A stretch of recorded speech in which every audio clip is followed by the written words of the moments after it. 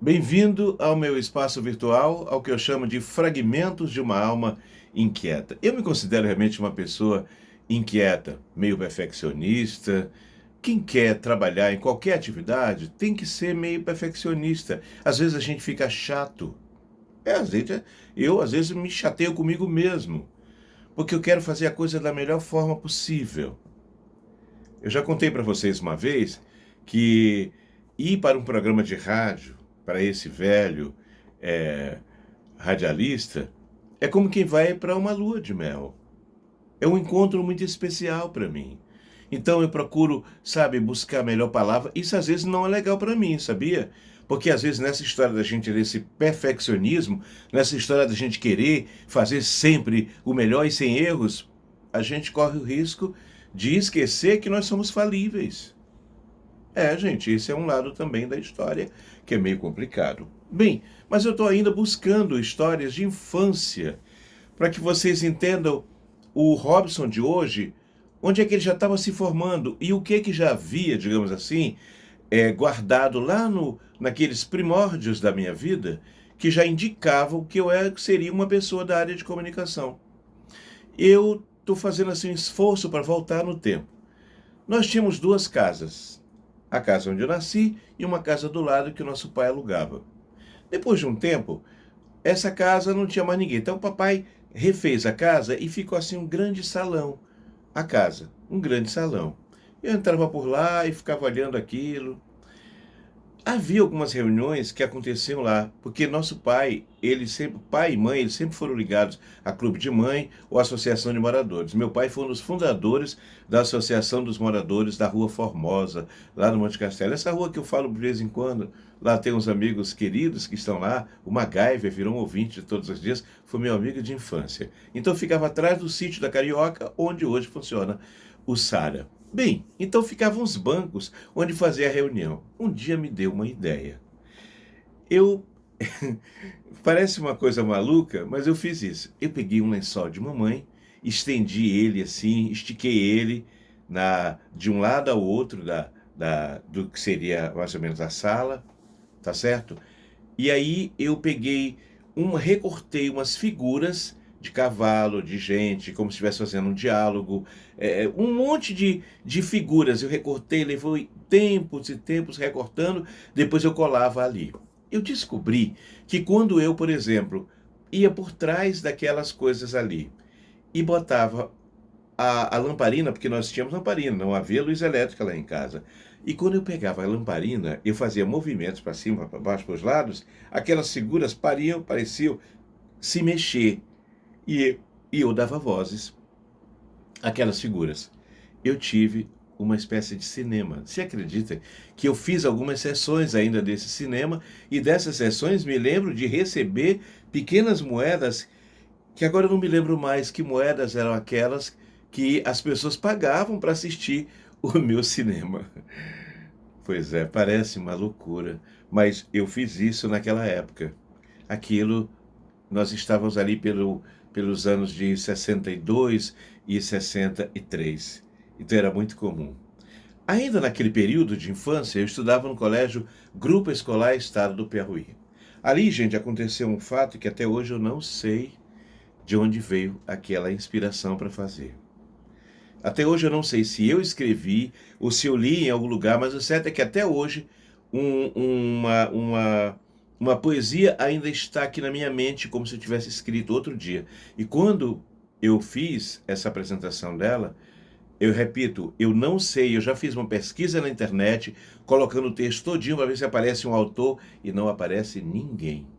Porque hoje, né, esses livros todos estão na internet. Eu já fiz umas 5 vezes essa busca para saber, digo, meu Deus, será que alguém?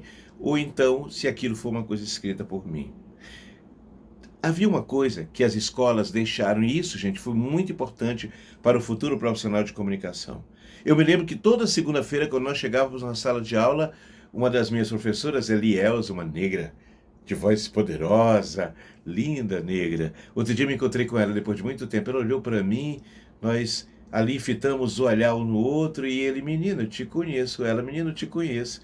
E eu digo, claro, professora, eu não lhe esqueci. professora Lielza, do Grupo Escolar Estado do Piauí, da escola que era comandada pela dona Chiquinha, que era diretora que morava próximo à Rua Grande. Mas menino, você te lembra disso? Me lembro.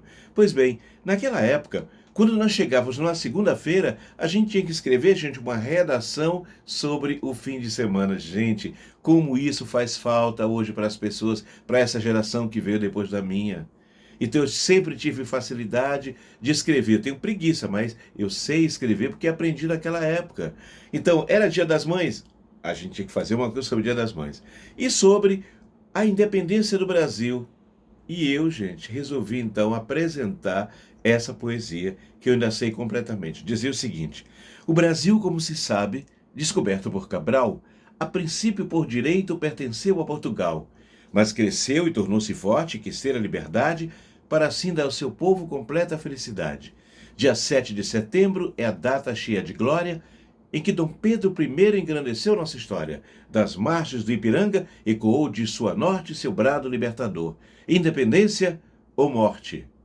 Por causa dessa poesia, eu ganhei um concurso e eu tive que ir de sala em sala. Aí foi o momento mais difícil. De sala em sala, lendo a minha poesia para a escola, porque foi a melhor poesia da escola. E foi ali eu descobri que eu tinha, assim, sabe, eu tinha medo das coisas, eu era muito tímido. E minha professora levou para lá, meu Deus, aquilo é terrível. Me lembro de um dia, eu chorava por tudo. Eu me lembro que um dia minha mãe, cheguei em casa, botei as coisas de um lado, tirei minha farda: mamãe, quero falar com você. Aí diga, meu Deus, o que que eu fiz? Comecei logo a chorar. Eu era um chorão na infância. Aí ela disse, olhou para mim: Pei, para de chorar, me botou no colo e disse: olha, a professora disse que você é um dos melhores alunos da escola, que ela tem muito orgulho de você. Aí é que eu chorei mesmo, foi um negócio assim maluco. Então, aqueles momentos ali foram fundamentais. Outra coisa, eu fui estudar depois no Centro Educacional do Maranhão, SEMA, TV Educativa, através da televisão. Nós estudamos EAD, gente. Nós fizemos ensino à distância. Eu era telealuno. E nós tínhamos uma orientadora de aprendizagem que tinha uma noção geral das disciplinas e que nos ajudava nas tarefas.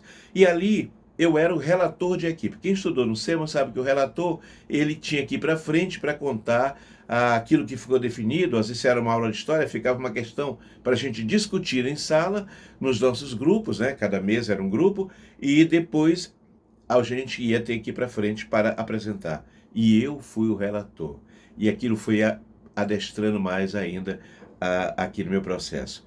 Então, mais uma vez, eu gostaria de dizer o seguinte: eu sei que tem pais que têm assim uns sentimentos em relação ao filho de que eles sejam exatamente aquilo que o pai não queria que ele fosse.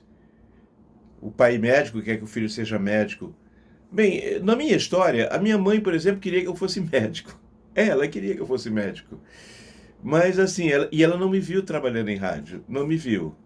Quando eu comecei a trabalhar em rádio, ela morreu no dia 17 de janeiro de 1980. E eu comecei em rádio, a me aproximar de rádio lá por volta de 1981 ou 82.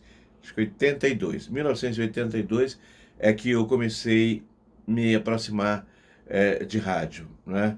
Já indo para Mirante, na Rádio Educadora, depois a Educadora, Mirante, Ribamar. Acho que eu fui o único locutor que trabalhou em 3 emissoras ao mesmo tempo. Então o que eu digo é o seguinte: olha onde estava. Eu não pude ser o locutor, ou não ser o médico que minha mãe queria. Mas hoje, quando eu estou no rádio, que eu falo, eu peço assim para Deus que a minha palavra possa ser uma palavra curativa, que possa fazer, sabe, um coração se emocionar, ou então que um coração bata na normalidade. Eu fico pedindo para que as minhas palavras, entendeu? Já que eu não fui o médico que minha mãe queria, mas que ela possa ser exatamente o que possa ser aquilo que possa de alguma forma levar um pouco de saúde mental, saúde, sei lá, para as pessoas, não é?